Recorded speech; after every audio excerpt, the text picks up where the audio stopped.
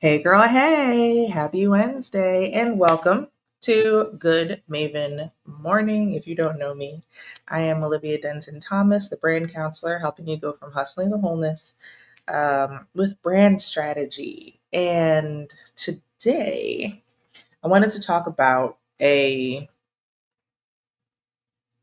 guess it is common. And you know what? It is. I'm going to talk about a shift that a lot of business owners, particularly Black women and friends, because that's my audience, um, tend to struggle with as they are jumping into entrepreneurship. And they struggle with it in different kinds of ways. So I'm going to call it the transition trap, right? And I will call it that because I was talking to a friend who is a change management consultant. Um, and she is a genius. Step one, she's a genius. Step two, the thing that she said to me is it's not the change that's the issue, it's the transition. Because when we're talking about change, we're talking about one thing and another thing. While transition is kind of that icky space in between where you don't really know what's going on, things are kind of nebulous, you don't know what you're doing. Um, and a lot of growing a business at every stage is that. Like, as much as you think you know what you're doing, there are going to be periods where you just kind of don't, right? And that's okay. Because I think the most beautiful thing about having a business is not knowing what you're doing, because it leaves a lot of space for exploration and for creating something that wasn't really there before.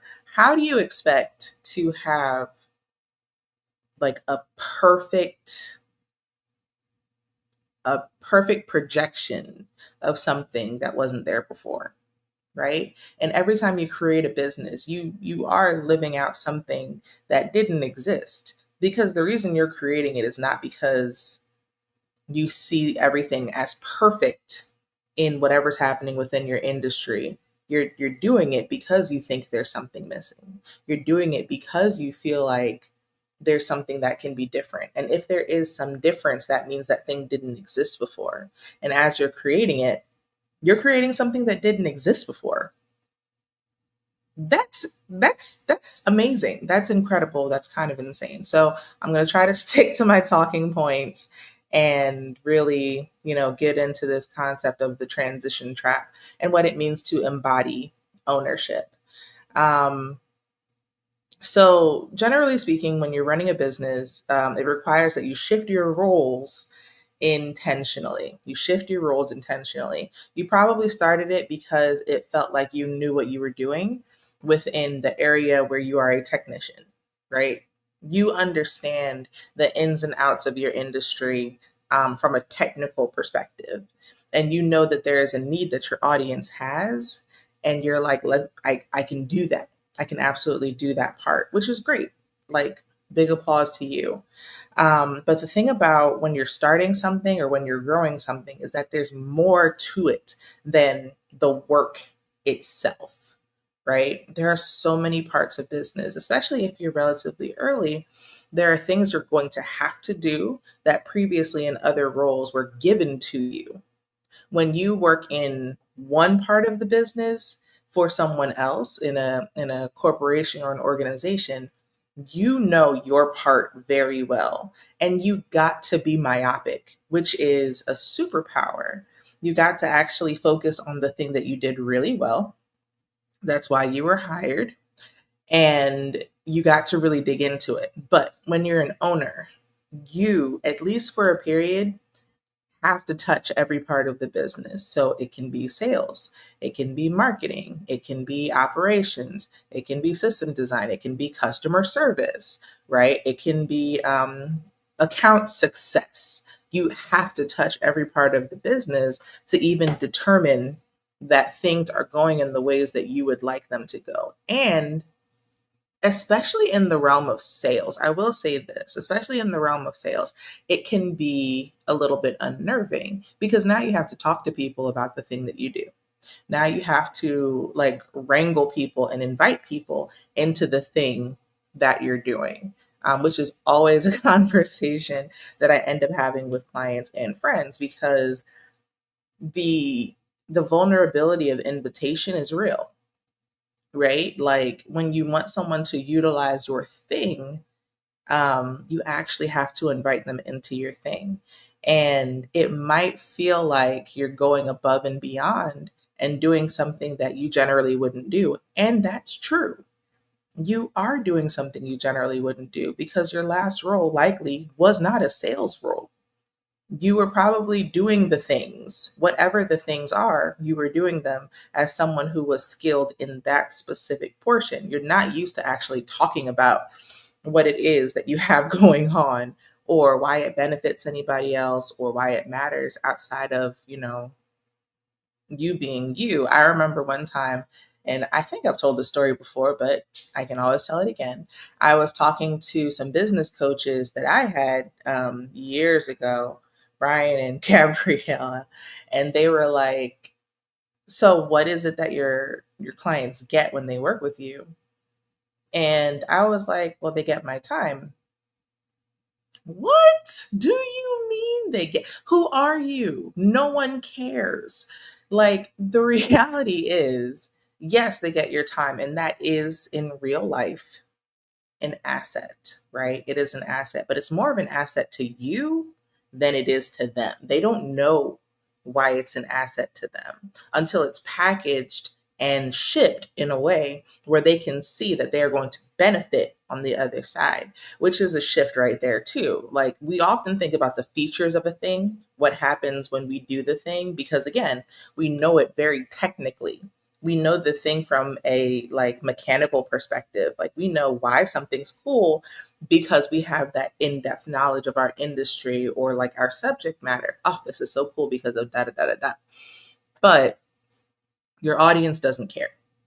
Your audience only cares about how it is going to make their life better. So if you cannot say about your thing, right? Everything's a widget. And if you cannot say about your thing, this is how it makes your life better, it's you're gonna run into some struggles with actually talking about it, let alone selling it. People aren't really interested in us. People are generally interested in themselves, and they want to know how their lives are going to be made more frictionless. And that should be the question we're asking ourselves, right? Like, how does this thing that I'm doing actually make things better for someone else, not just making it better for us as the individuals? So you're going to be playing different roles. You are going to be playing different roles, and it's going to be different. So one of the books that I enjoyed was Michael Gerber's E Myth Revisited. hmm And there are three roles that he mentioned. There is the technician, the manager, and the visionary. The technician is who I mentioned. The manager is the person who kind of does like the admin and makes sure things like move. And the visionary is like the dreamer in the business. Like, you're gonna play all of these roles, but you cannot get stuck in one. You can't get stuck in one. And eventually you have to hire out for the rest. But because you've kind of had a little bit of an understanding of each, you can properly delegate what needs to happen for those. But even in delegation, you have to know a little bit how it should look on the other side for the audience, the experience that the audience needs to have in order to make this thing successful. So all of that comes from you, right? You as the owner, you as the founder, because when you worked for someone else, you were operating in the four walls of someone else's vision, right? And everything had a standard. There's no such thing as quality assurance if there's not a set kind of quality that people are looking for or aspiring towards. There's a standard there. You have to create that standard. You have to actually determine what success looks like for your business toward the people that you serve, right? So, of course, you won't be doing every part of the business forever, but you will be the reason that people understand that there is a standard within the business. You set the standard. So having an understanding of like not just being the technician or the manager or the visionary, it makes it possible um, for you to not only do, but translate to other people over and over. So the next point, wow, I think I kind of jumped ahead, um, is that overwhelm often comes from a lack of clear standards and not just the workload, right? So there is the work that you have to do, of course, and the work can be a bit much because you are touching on so many different things. But when you have standards, you actually create boundaries, right? You create boundaries for what you do and don't do, and what you accept and don't accept, right? So when you have a standard of operations, let's say standard operating procedures, right? You don't really have them yet. You probably don't really have your standard operating procedures quite yet. But when you're building kind of your standard operating procedures, like you know that there are certain things you will and won't do. So I was reading this book. This is a fear that a lot of people tend to have. So let me kind of like jump into this. So I was reading this book called High Functioning. So the book is essentially about high functioning depression, and how so many people, especially people who are operating at a very high level within their industry, actually have high functioning depression, but they wouldn't really know because they're actually hitting their marks. They're doing the things that they need to do to be seen as, oh man, I don't know if that froze. They're doing the things that they need to do to be seen as successful, even though they don't feel successful, right? They might actually feel successful in the way that's like culturally understood, where it's like, oh man, like I'm really tired and burnt out, but I made this money, right? So what has been said about that is that it is masochism. Oh dear, what is happening? What has been said about that is that it is masochism. So often we hear about masochism not necessarily as like a personal thing, but it is a personal thing. So masochism is the characteristic, the trait of releasing yourself to the whims of others for the sake of their good more than your good, to the point of martyrdom, right? So when you are working in another company and you are high functioning, um, martyrdom's kind of a part of it, right? The late nights, the early mornings, like the overtime hours, getting it done because the project has a crazy deadline, like all of these kinds of things are what we see very often within corporations and organizations, right? Like you really move toward the whims of the body that you are serving. So when you're operating as a business owner, a lot of those things are actually the same because you're trying to build something, and you probably don't necessarily, if you don't have the resources, let me say it that way, you're trying to build something using what you have. And when you have to use what you have, you either have time or you have money. And if you're putting in time, you're putting in a lot of effort, you're putting in a lot of work. So it might even feel the same as it did when you were operating within somebody else's business or somebody else's vision, because you're still doing that same kind of not grueling labor, but you're doing a lot. You're absolutely doing a lot. But here's the difference. You're not doing it forever. The goal when you have the standard for your business is to not do it forever, right? Like you get to determine what you get to determine what the culture of your business actually is going to be. And you get to say, hey, at a certain time, we cut off because this is important. We want fresh brain space for the next day. You get to say, hey, our people can call us at this time or they don't. When we talk to people about our business, we say this, this, and this. We don't say anything at all, right? Like you get to create the standard instead of relying on someone else's standard that is dragging you all over the place. There might be a period where things feel hard because you're, again, creating something that wasn't there before. There is labor in engineering something that wasn't there before. It is construction. And you now have to actually create the blueprints for what it looks like to be within that thing. Right. So while you haven't had to do that before, you haven't had to decide what anything looks like in the organizations that you worked for, because again, you were working a very specific part. Here, the standard has to be written and created and made real by you. And you're going to be doing all different kinds of parts. So now you have to create standards in departments where you've never worked before. You've never worked in those departments before. So now you need to think, well, what does it look like to do well by my standard within this part of the organization, right?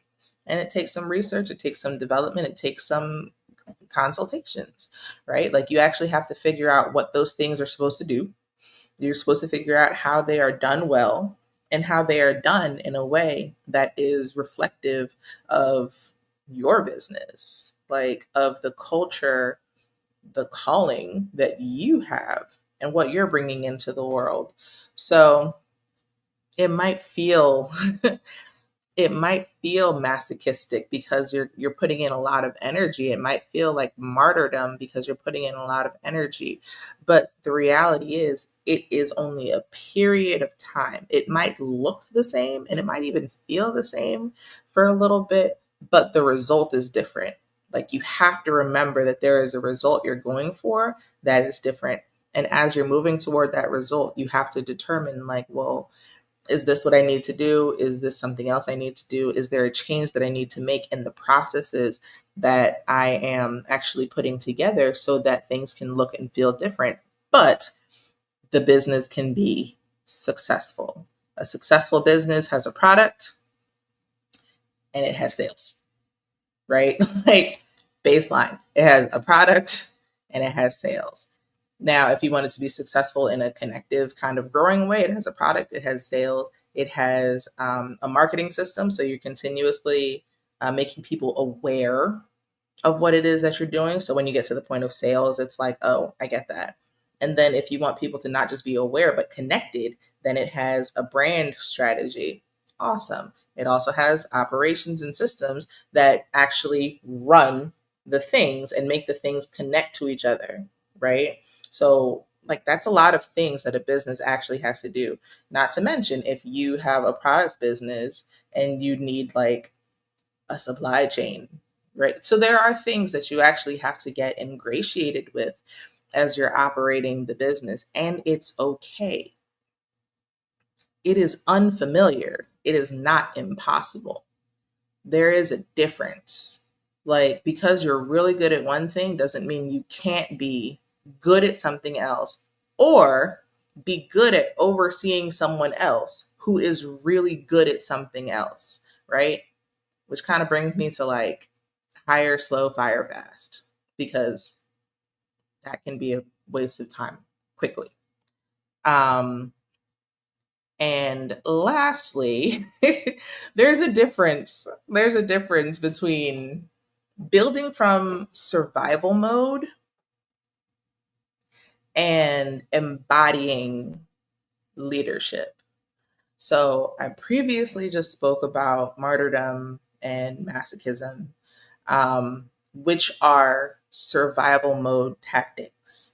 When you are a people pleaser, when you are a person who does things to be loved, accepted, seen by other people, you will just kind of do anything for those accolades. You will do kind of anything for the acceptance of other people. Um, Go to therapy, right? Jesus in therapy. That's what I always, that's what my son and I always say, right? But like, seriously, like you have to, I talk about self care a lot. And the reason I talk about self care as much as I do is not for the potential of escapism. It's so that you can build a foundation of actually knowing and liking yourself enough so that when you get into positions of leadership, you're not doing it from the space of trying to manipulate people into liking you. You're doing it from a space of trying to create something that's actually going to make things better for other people.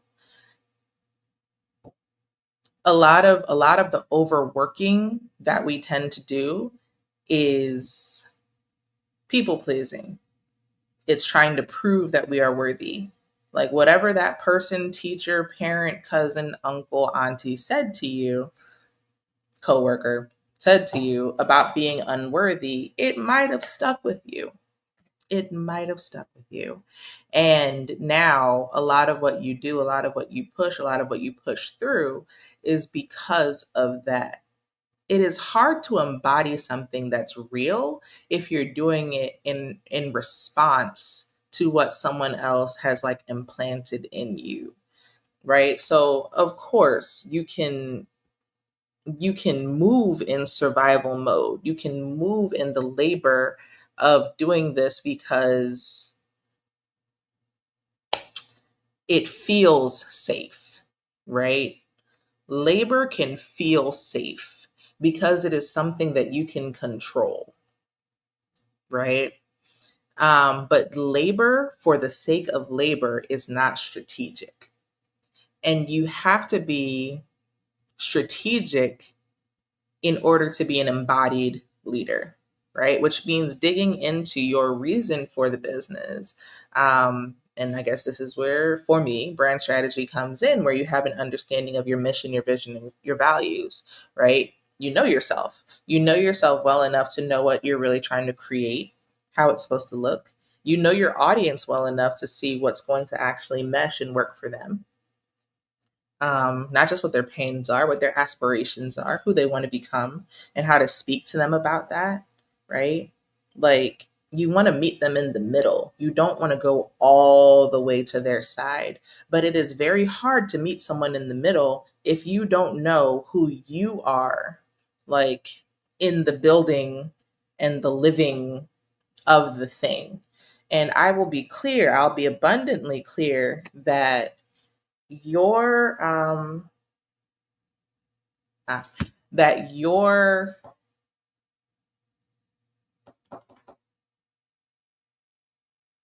I absolutely lost it. I'm sorry. So what you're building is a manifestation of your calling, right? What you're building is a manifestation of who you are as an individual and as a person and as a contributor to this life. If you're constantly running for approval, you can't be a good contributor. That means everything you do is always shifting toward what someone else wants or thinks they need. A lot of the time, people don't actually know what they need. Like, you can observe them and you can ask them questions and you can kind of do like sentiment analysis and figure it out probably better than what they're actually saying, right? But obviously, you should still listen to people. Market research is extremely important, but you're trying to figure out, again, what the intersection is, where you're meeting in the middle, so that you're not just embodying what they want or what they need or letting them drag you to the places where they want to go, but you're becoming the owner. You're becoming the owner of the narrative, of the story, of the results, right? You get to own the results. You get to say, like, I can bring this to fruition. I can make this thing happen because this is a thing that I make happen. And this is a thing that I make happen for you. And this is why you are going to be better for it. so that everyone wins, right? Like a lot of business culture is more so geared toward selling janky stuff. Selling janky stuff so that the janky stuff can be sold.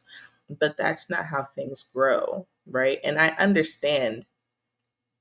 do understand people's aversion to sales. And I think that is people's aversion to sales, where it's like this idea that you're hawking something that isn't actually useful to other people. But again, when you're the owner, you can make sure that things are useful to other people and useful to you, right? Like you're doing something that works for you and works for them. So you don't have to be afraid of sales. You can go outside and like bang a pot and say, "Hey, I have this thing that's going to change your life," right? And if it's true,